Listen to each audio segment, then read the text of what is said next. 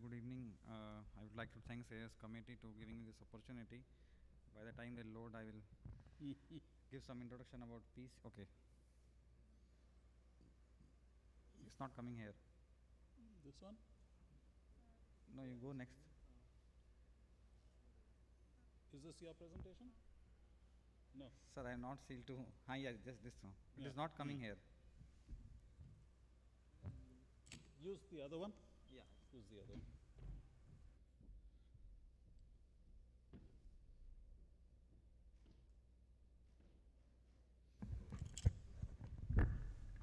Okay, thank you.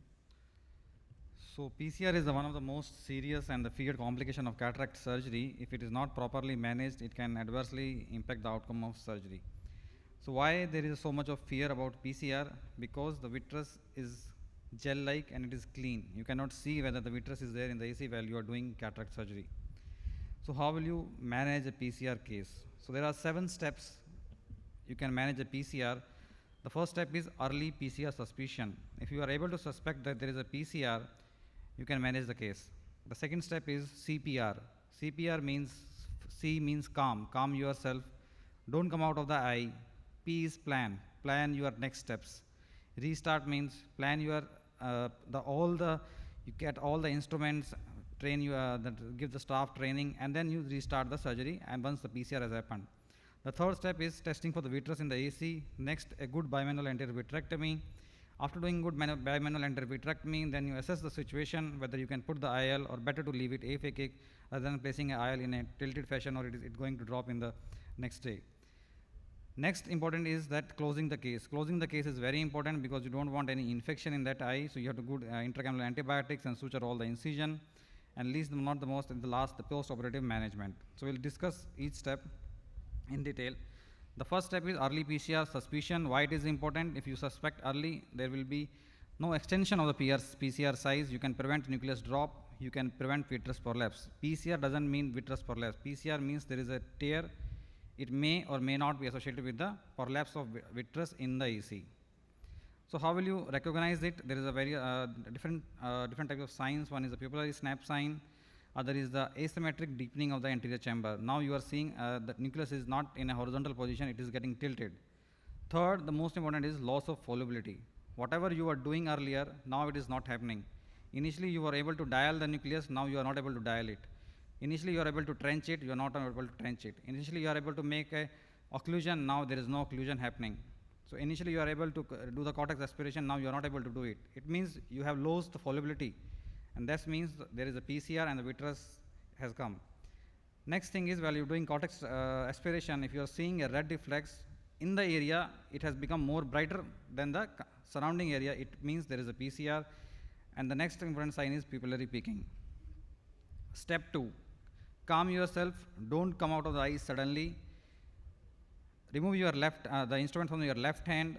Take a visco and plug that area of the PCR with a visco and then gently come out in the irrigation position 1. Otherwise, if you don't do it, what will happen? The pressure in the AC is low, pressure in the posterior segment is more, the vitreous will prolapse out, and that will increase the size of posterior capsular tear. Next P is you have to plan for the battle, because these are the instruments which will not be there in a normal cataract trolley. When you plan, you need a vitrectomy cutter, you need AC maintainer, you need a lot of dispersive visco, you need the triamcinolone to identify the vitreous, you need alternate IL option which should be there in your A-scan, you need some spatial implantation forceps if you are implanting iris claw lens, then you need pylo, you need moxie, and then you need nylon suture and a good suturing set. Once you have planned, then you restart. Now, when you restart, the first thing is you have to find out whether the vitreous is there. You put triamcinolone in the AC. So that has to be done in a dilution. Now how much you will dilute? Whether somebody says 1:5, some says 1:9. It varies from surgeon to surgeon. But this is the underutilized technique. Many of surgeons, they don't use it, but I think this is the best technique to identify that whether the vitreous in the AC it is there or not. So just inject triamcinolone. It will the particles of the triamcinolone acetonide, it will get entrapped and you will be able to see how much is the vitreous in the AC. Otherwise, you will keep on going blindly vitrectomy and you will remove more of the vitreous. Next is important is vitrectomy. So there are various things in doing the vitrectomy for the anterior segment surgeons. The goals of vitrectomy is to prevent the further extension of the PCR which has already happened, and you do the adequate vitreous removal. Adequate means whatever vitreous has prolapsed in the AC, you have to remove only that. You don't have to remove everything. And the next thing is you have to provide the uniform support for the IOL implantation. So you can use 23, 25 gauge, use the maximum possible cut rate of 1000 to 4000, whatever is there in your machine, and do the vitrectomy under the low fluidics. You keep the low bottle height, low vacuum, low flow rate. Because what this low fluidics will do, it will reduces the turbulence in the AC, and that will prevent the hydration of the vitreous, and also the low flow rate, it prevents the residual lens matter, whatever is remaining, swirling into the vitreous cavity. So do the vitrectomy in a closed chamber. If you are doing phaco, suture the incision, make a separate side port for introducing the cutter. Make sure that cutter is working before entering the eye, and whenever you are coming out, going in, go in a cutter on position to avoid the vitreous incarceration. Don't use sponge sweeping, don't do manual vitrectomy. All this leads to traction and cause retinal detachment. Now there are two modes in your machine. One is the cut IA mode, one is the IA cut mode. Cut IA means you cut first and then aspirate. This is the most common mode which we use for cutting, initial cutting. Then you have the IA cut mode. IA cut mode, it aspirates first and then it cuts. So this is used when you are doing the cortical aspiration. After you have done a good bimanual vitrectomy, you start aspirating the cortex, and as soon as you feel that there is a vitreous, you cut. So now there are two types of anterior vitrectomy. One is limbal, one is pars plana vitrectomy. Limbal vitrectomy, everyone is familiar of this route, but it causes intraoperative vitreal retinal traction. It can increase the size of PCR, and thorough vitrectomy is not possible by this method. Pars plana vitrectomy has advantage over limbal route because it causes minimal traction, less risk of enlargement of PCR, and the thorough vitrectomy is possible. Now which technique we'll use, coaxial or bimanual? Coaxial, when you use coaxial, that coaxial irrigation is going to hydrate the vitreous and it leads to the enlargement of PCR. So the best technique is bimanual anterior vitrectomy that you do in a closed system. Make a separate side port, the cutter of the according to the size of the cutter. If it is 20 gauge, you have to increase the size of the side port. The smaller the cutter size, higher is the cut rate and the vacuum which can be used, and more precise is the cutting. Now, vitrectomy tip is inserted through the opening. So you have to go in the PCR opening, not above it. Because what you want to do is to bring back the vitreous which is in the AC into the posterior segment. So you go with the cutter into the PC opening, keep the port upward and then cut. Strategy is to pull the vitreous back in the posterior segment, not until the AC is clear of the vitreous.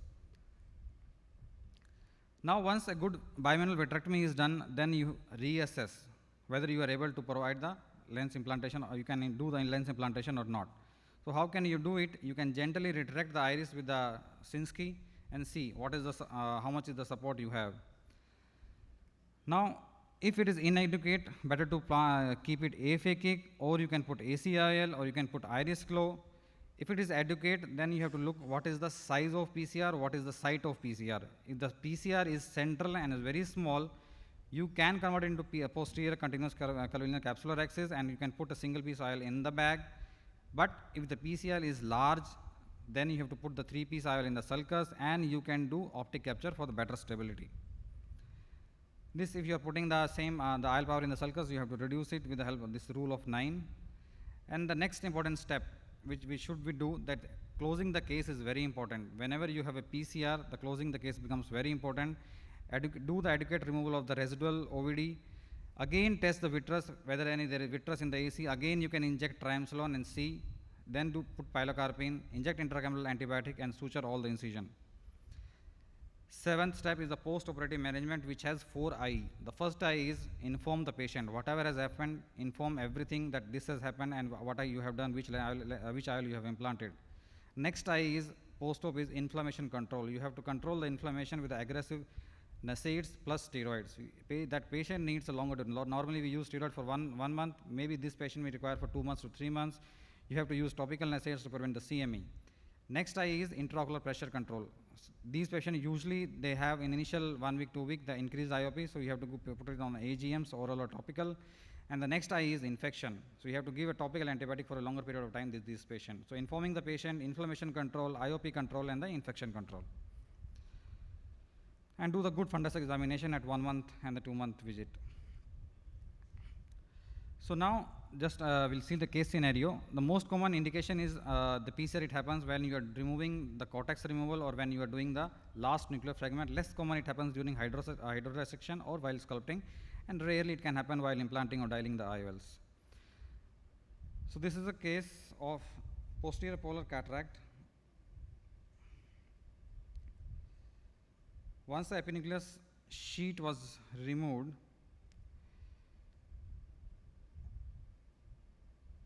and in posterior polar cataract, it's best to use bimanual irrigation, bimanual rather than using coaxial. We have noticed that there is a large posterior capsular desiccans, but there is no vitreous prolapse.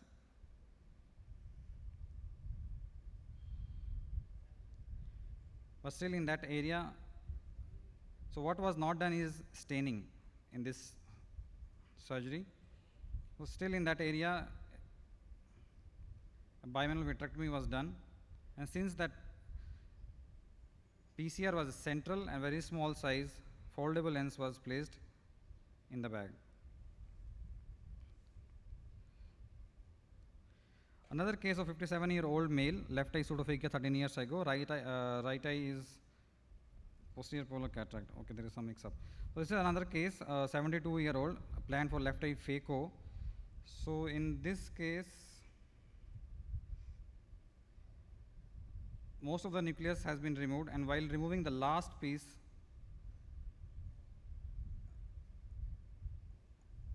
there is a large PCR. So you don't come out suddenly with the left hand. Hold the phacoprobe in the step 1, the irrigation position 1. Inject visco with the left hand, and then slowly come out.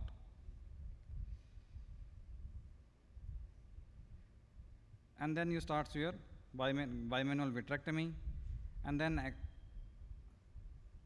assess whether there is a support, and you can implant the lens in the sulcus. So post-op patient is doing well with 20/20 vision with minus 1.5 cylinder. So this is another last case.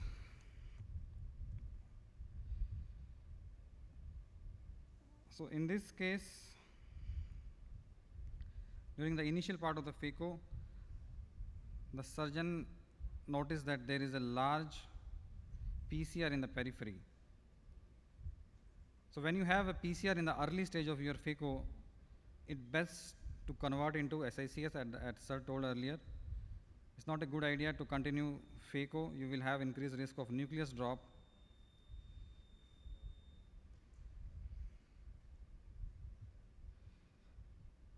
Prolapse the nucleus out with the help of visco.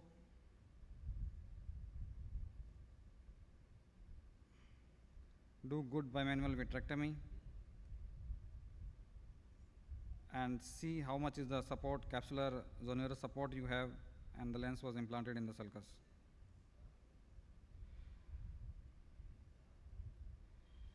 And sutures the incision. And this patient also doing well. So just to revise the steps, the 7 steps in the PCR management is early suspicion, the CPR during PCR, testing for the vitreous, which is very important before you start vitrectomy, good bimanual anterior vitrectomy. Then once the good vitrectomy is done, assess the situation, whether you will be able to implant. It's better to leave the patient aphakic if you are seeing the support is not adequate. Closing the case is very important. Inject antibiotics, pilocarpine, and suture all the incision. And the 7th step is the good 4 eyes, informing, inflammation, IOP control, and the infection control. Thank you.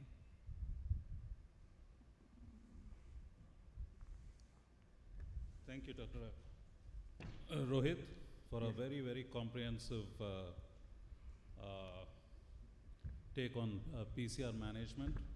Probably the one thing that you could have mentioned was, sometimes when you have, when you're in between phaco and you have some fragments there, and then you notice the PCR, you could put an IOL scaffold and finish the phaco. Because then it becomes very difficult to, convert and do whatever. So that's one technique. Oh my God. Sorry about this. I have to put off this phone. I skipped that slide. It was there. When you have a very small piece remaining, you can put a 3-piece IOL in the sulcus and then do the phaco over the lens. Yeah.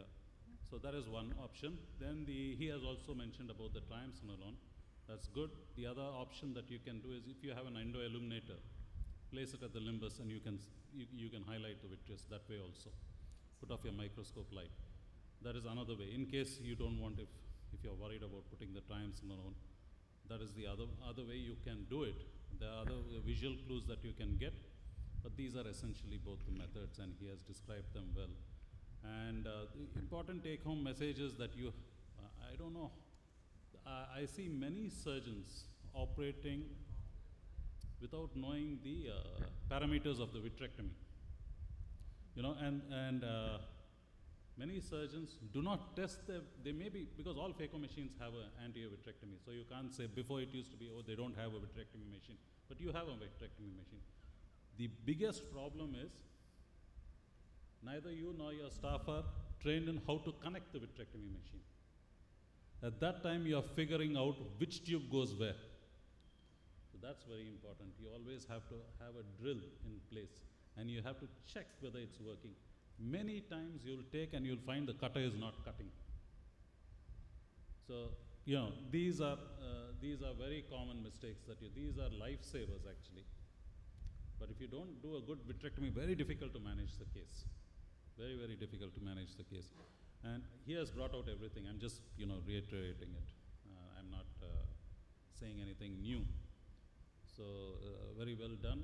And what else can you think of? He has mentioned that the first is should have checked the wound side, no, with soft stick, etc. Yeah, we should not do it. Sorry? You are asking the When vitreous in the wound. At wound, sometimes that vitreous track is to external. Saying Yeah. don't do it, don't do it. Yeah, if we don't don't do it, it put traction. Just you will just with soft stick, just you can see that movement. Obviously, you have to not pull. You will pull With the a Vexel traction. spulge, if you want to Yeah, check the wound, check, you can because, check it. That is triamcinolone is another thing. And second thing, I think every vitrectomy, the PCR and vitrectomy should be switched, no? Even if the clear corneal wound, Yes. that will be better, no? Okay. And have a good vanas in place, because sometimes Yeah. you will just get a Manual small wick of vitreous which you cannot cut with the cutter. Then just have a good vanas which will cut. That also sometimes they Yes, don't yes, check. sir, When you're trying to cut, it doesn't cut. So that these are important. These are, you know, when you're doing a lot of cases, then you realize, you know, you need all these things in hand.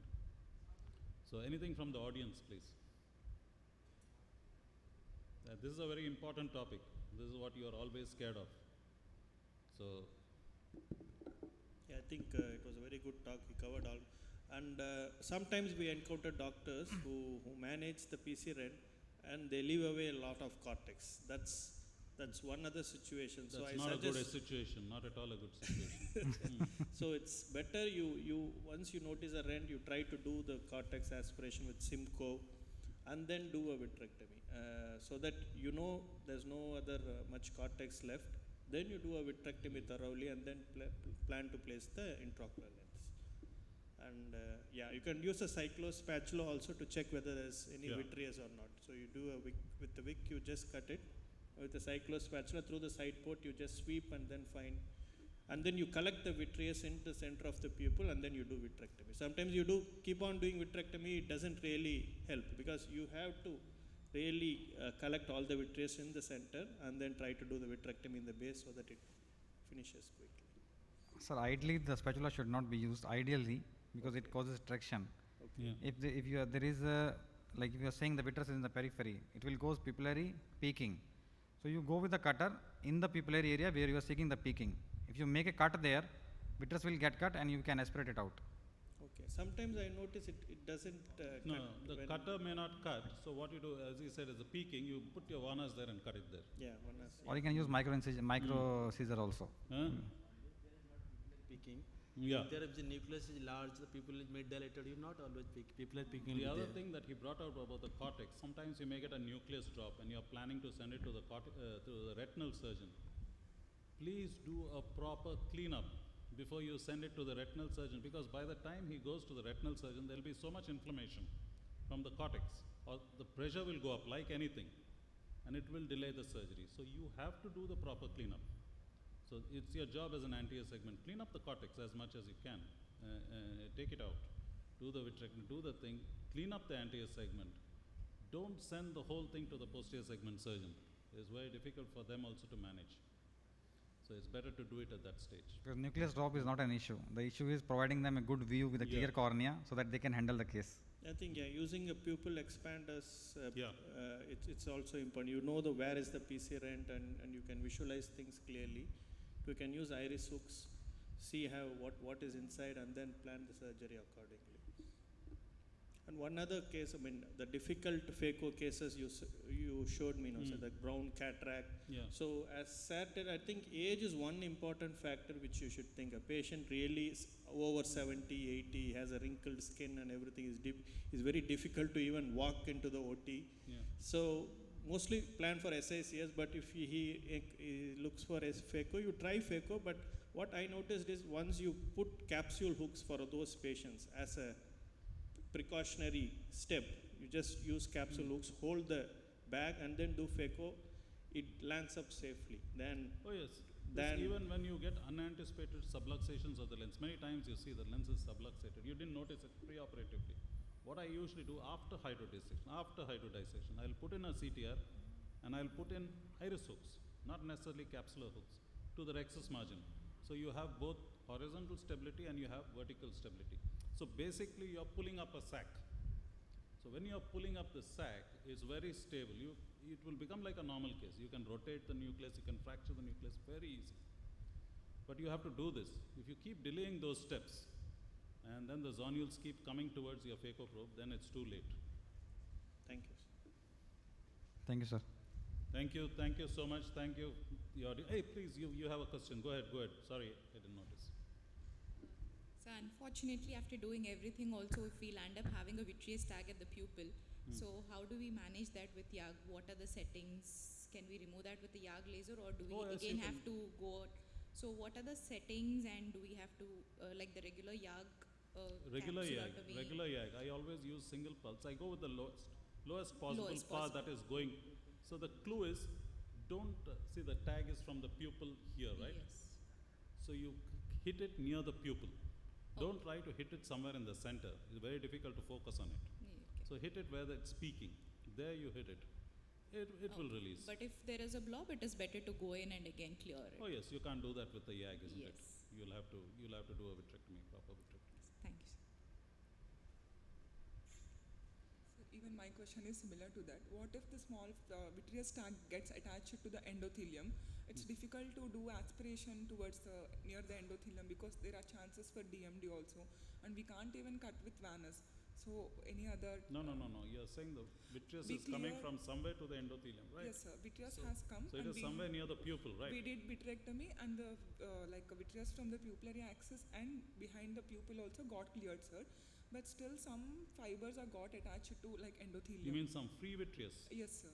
After cutting, little bit of vitreous is getting attached to endothelium. Free vitreous? No, I don't think I ever seen that. It will come out. It will not go and get stuck there. It happened to vitreous. one of my cases, sir. Is it? Yes. Was it a vitreous or was it a part of the capsule? No, sir. It is vitreous, and like it's away from the Yeah, pupil, but so I anyway, didn't intervene. it doesn't but, matter. It's not causing any traction, so you're not worried. Don't play with the endothelium. Yes, Don't sir. try to aspirate from the endothelium. At the most, if you can release it with some visco, push it out, into the chamber, and then But I think yes, sir. she's On asking post-op post-op day one, I findings. know, I have noticed, sir. So Actually, I post-op. didn't do transinal on. I didn't stain with transinal. Post-op findings. Post-op day one, I noticed a small tag of vitreous got attached to endothelium, and it was not at the pupillary axis. are you sure it's vitreous? Yes. Or is it some viscoelastic sticking there? Retained Sir, it viscoelastic. Retain viscoelastic. Vitreous is unlikely. Another trick I will want to say, if you are doubt ki there is no vitreous in pupillary margin, sometimes you constitute the pylo, so you may get some tag there. If the pupil will constitute, so there will be invisible vitreous tag, you may find the picking. If you are not still finding, then I Most think likely will it is leave, not. will leave. Yeah. With the inflammatory drugs, it will go. But you can try with pylo. Many times you will find the tag. You can do then YAG hyalotomy, YAG vitrectolysis. Thank you. I think we better conclude the session. And so thank you so much. I hope you Any other speakers that I left? Nobody's here, right? That's the other speakers haven't come. So 2 speakers haven't come.